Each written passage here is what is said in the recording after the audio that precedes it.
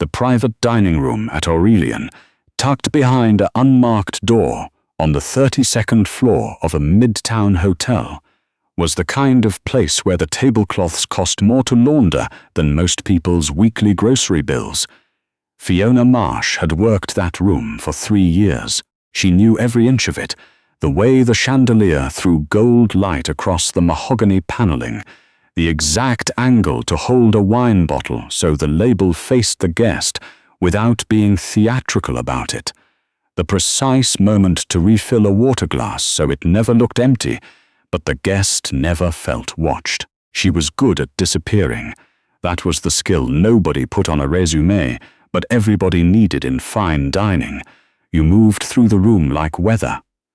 Present, then gone, noticed only when absent. That Thursday night in October, she had been assigned to Table 1. Table 1 was the corner booth, the one farthest from the kitchen door and closest to the floor-to-ceiling windows overlooking the park. It seated 6. It had its own ventilation system, its own lighting panel, and its own direct line to the sommelier's station. People who reserved Table 1 were not eating dinner. They were conducting business with the appearance of leisure, which was a different thing entirely. Fiona had been briefed by the floor manager, a tightly wound man named Aldous, who communicated primarily through his eyebrows. The reservation was under Whitmore Acquisitions. 3 guests, 1 arriving separately, dietary restrictions, none noted, wine preference, left to the sommelier's discretion, high end. What Aldous had not told her, because he probably didn't know, was that the guest arriving separately would be Yoon Ji-na. Fiona recognized the name the moment she saw it on the printed place card she was setting out an hour before service. Yoon Ji-na.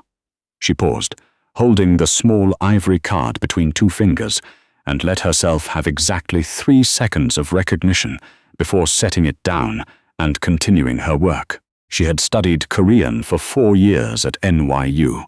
She had been 2 semesters away from a double degree in East Asian Studies and International Business when her mother's diagnosis had changed the math on everything. Stage 3, the kind that moved fast and required the kind of treatment that cost more than Fiona's scholarships covered. She'd left school in November of her junior year. She'd told herself it was temporary. That had been 6 years ago. Now she straightened the place card, aligned the fish fork at the precise angle Aldous required, and reminded herself that she was here to work. The first 2 guests arrived at 7:15. Fiona watched them from her station near the sideboard as they were escorted in by the maitre d'. She'd seen the type before. Men who wore expensive suits the way some people wore confidence, as a replacement for the real thing. The taller one, who had the reservation name Beckett on his guest card, moved through the room like he owned it. Late 40s, grey at the temples, jaw set at an angle that suggested he'd never spent much time listening to anyone. His associate was younger. Early 30s, thick-necked, with the restless energy of someone who'd been told to be patient and hadn't quite managed it. His name card read Calloway. He sat down without waiting for the chair to be pulled out, looked at his phone, and set it face down on the table only after Beckett gave him a look. "She lands at 7, Calloway said, keeping his voice low. "Not low enough. She'll be here by 7:40. Beckett unfolded his napkin with the careful deliberateness of a man who believed small gestures communicated authority. Plenty of time. Fiona poured their water and recited the evening specials in a voice that was warm and professional and gave away nothing. She told them about the dry-aged duck breast and the saffron bisque and the wine pairings the sommelier had prepared. She answered their questions. She smiled when appropriate. She was, as far as they were concerned, furniture. Yoon Ji-na arrived at 7:42. She came in quietly, which surprised Fiona. People of that magnitude usually generated a kind of atmospheric pressure when they entered a room, a shift in the air, a reorientation of attention. Gina moved without that. She was a woman in her late 50s, compact and deliberate, in a dark charcoal suit that was elegant without being decorative. Her hair was pulled back simply. She wore no jewelry except for a slim watch on her left wrist. She bowed slightly when she reached the table. Beckett stood, which he hadn't done for anyone else that evening, and extended his hand with a smile that was several degrees warmer than anything he'd offered the staff. "Miss Yoon, thank you for making the trip." Gina shook his hand, inclined her head, and said something in Korean. Beckett's smile held, but his eyes flickered to Calloway for just a fraction of a second. Calloway's expression went carefully neutral. There was a pause, the kind of pause that happens when two parties simultaneously realize they have made an assumption that may not be accurate. Fiona, refilling the bread basket at the sideboard, did not look up. Gina spoke again. Her tone was polite, measured, the cadence of someone accustomed to being understood even when they chose not to be. Beckett laughed, a short, managed sound, and said, of course, please, sit down." He gestured broadly to the chair across from him, as though physical pantomime might bridge what language had not. Gina sat. She folded her hands on the table. She looked at Beckett with an expression of courteous attention that revealed nothing.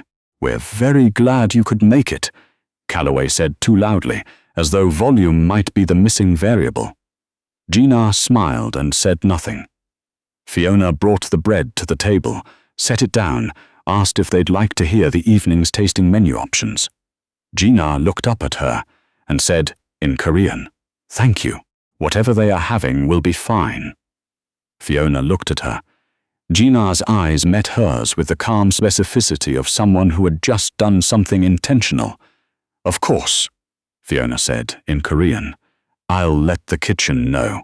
The silence that followed was about 2 seconds long. It felt longer. Gina's expression shifted. Just slightly, a fractional softening around the eyes. Beckett's head turned toward Fiona with the sharp attention of a man recalibrating. Calloway's phone buzzed on the table. He grabbed it immediately. Fiona excused herself and walked back toward the kitchen. She needed a moment. She took it in the narrow corridor between the dining room and the prep station.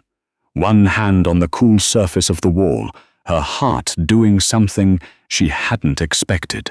She hadn't planned to speak. The Korean had come out on its own. Reflex.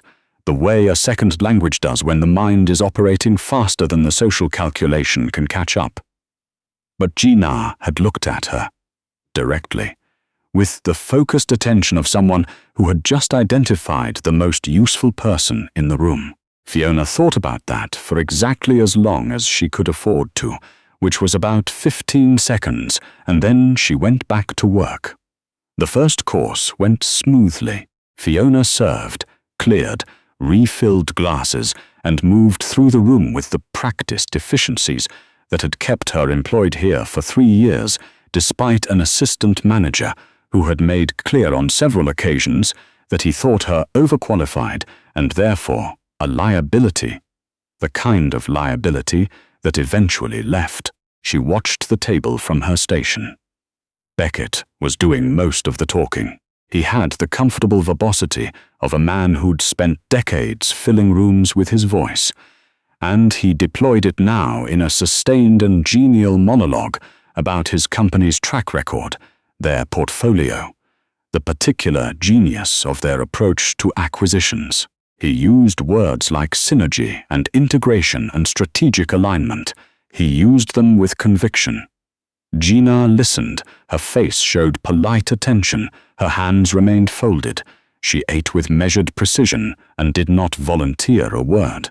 Calloway, Fiona noticed, had stopped trying to contribute to the conversation and was now focused on his food with the determined appetite of a man who was bored but at least had something to do. The tablet on the table, a sleek black device that Beckett had set near Gina's place after the appetizers, was the thing Fiona kept returning to in her peripheral vision.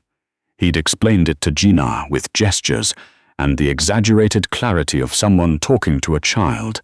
A few taps on the screen, a swivel of the tablet in her direction, a spreadsheet, numbers. He'd pointed at various figures and said words like upside and projection and conservative estimate with a kind of emphasis that substituted for evidence. Gina had looked at the numbers. She had looked at them for a long time.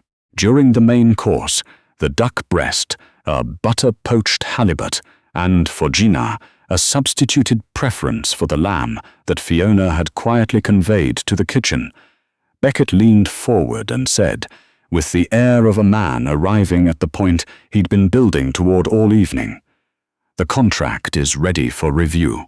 Simple, straightforward. We'd love to move forward tonight, if you're comfortable." He slid the tablet toward Gina. She looked at it without touching it. Fiona, collecting the bread plates from a neighboring table, moved within range. She wasn't trying to listen. She was doing her job. The tables were close. She had good hearing. These were the facts she would have cited if anyone had asked her to defend what happened next. Calloway leaned toward Beckett and said, in a low voice that was meant to carry only between the two of them, "The arbitration clause is on page 4. Make sure she signs before she reads it too carefully." He said it in English. He'd been speaking English all evening. He'd had no reason to think about it. Fiona did not stop moving. She finished clearing the bread plates. She returned to the sideboard. She set the plates down with the careful quietness she'd been trained to use. Her hands were steady. She made them be steady. Arbitration clause. Page 4. Before she reads it too carefully. She thought about what that sentence meant. She knew what arbitration clauses meant in acquisition contracts. She'd spent 2 years in an international business curriculum before life interrupted, and the specific mechanics of how a forced arbitration clause could strip a seller of legal recourse in future disputes was not obscure information to anyone who'd taken a contract law elective. She thought about Gina sitting at that table, looking at a document in a language she may or may not read fluently, with 2 men on the other side of the table who were betting she wouldn't read it carefully enough. She thought about her mother, who had signed a hospital financial agreement in a hospital room 3 hours after a diagnosis, while scared and exhausted, and had not understood the payment escalation clause until 8 months later when the first bill arrived. She thought about that for a long time. About 4 seconds. Then she thought about her job, her rent, her mother's current medications, the outstanding balance she was still paying down from 2 years ago, and the fact that Aldous watched this room with the vigilance of a man who considered the staff's invisibility a personal achievement. She thought, "I could say nothing. The deal might be legitimate. Gina has advisors. She's a businesswoman of considerable standing. She doesn't need a waitress to protect her." All of that was true. It was also true that Calloway had said what he'd said. Fiona picked up the dessert menus and walked to table 1. She set the menus down one at a time, starting with Beckett, then Calloway, then Gina. As she placed Gina's menu, she leaned fractionally forward and said, in Korean, quietly and without any performance, "I apologize for the interruption." One of the gentlemen mentioned, while speaking to his colleague, that there is a specific clause on page 4 of the document. He suggested it should be reviewed carefully. "I thought you would want to know." She straightened up. She did not look at Beckett or Calloway. She did not look at Gina either.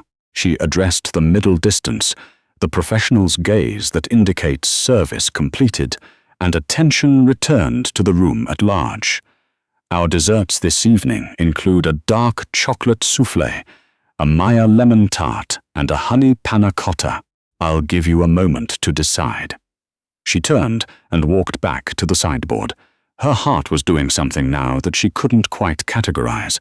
Not fear, exactly, more like the feeling of having stepped off a curb before realizing how high it was.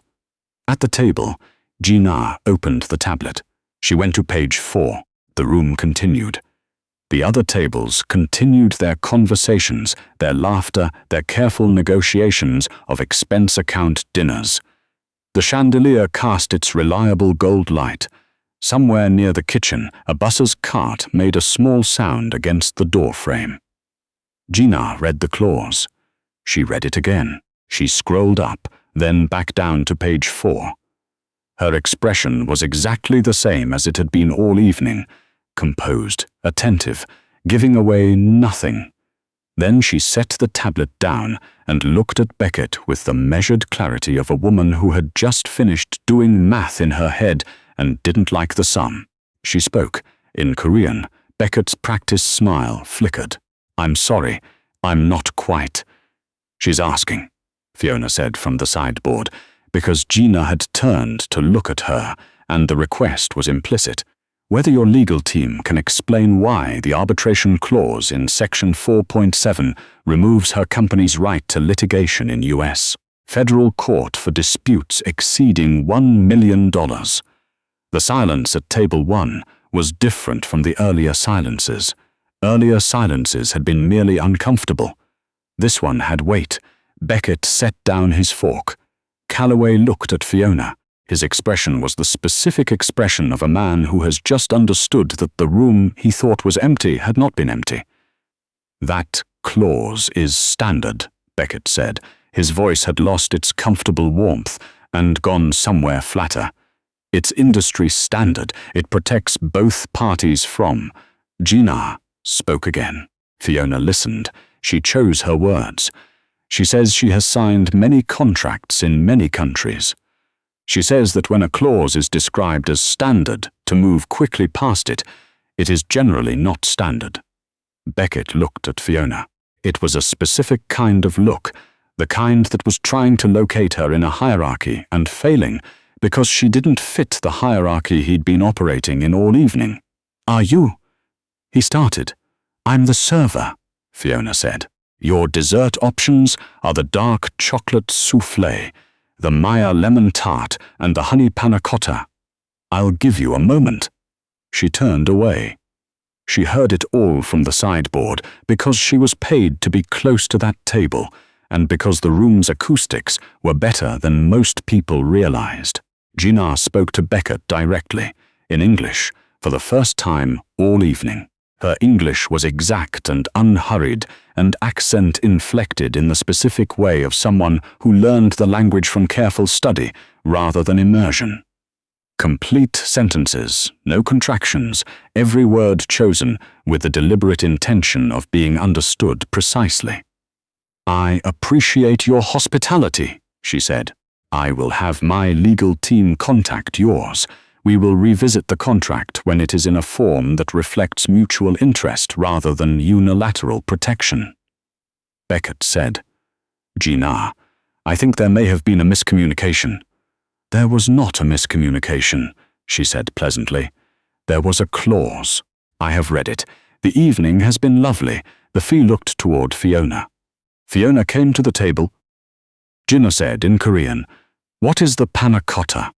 "Honey and vanilla bean," Fiona said, "set in cream, not gelatin." "It's very light. I'll have that," Gina said. "Of course."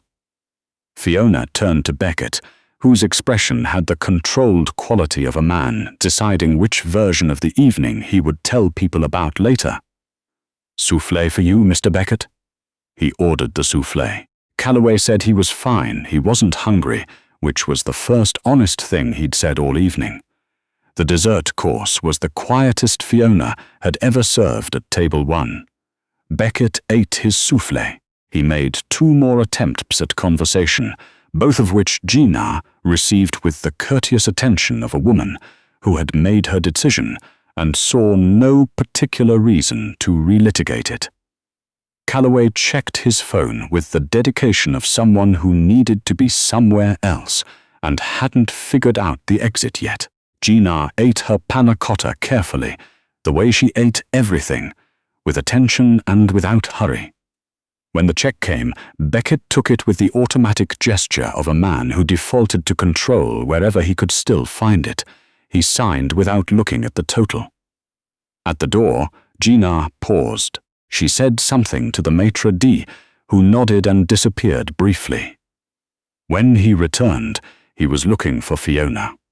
Gina was waiting near the coat check when Fiona came out from the dining room, still in her apron, unsure what the protocol was for this particular situation, because there was no protocol for it. "Your name," Gina said. "Fiona. You studied Korean." It wasn't a question exactly, more like a statement offered as a door, to see if Fiona would walk through it. "At NYU, Fiona said. I didn't finish." Gina looked at her with the measuring attention of someone who was estimating not what Fiona was, but what she might become. Fiona had not been looked at like that in 6 years. It was a strange thing to feel, not uncomfortable, but unfamiliar, the way an old skill feels when you pick it up after too long away. "What stopped you?" Gina asked. "My mother got sick." She said it simply, without the apologetic softening she sometimes added for people who seemed to need her to be less direct about it. Gina didn't seem to need that. Gina nodded.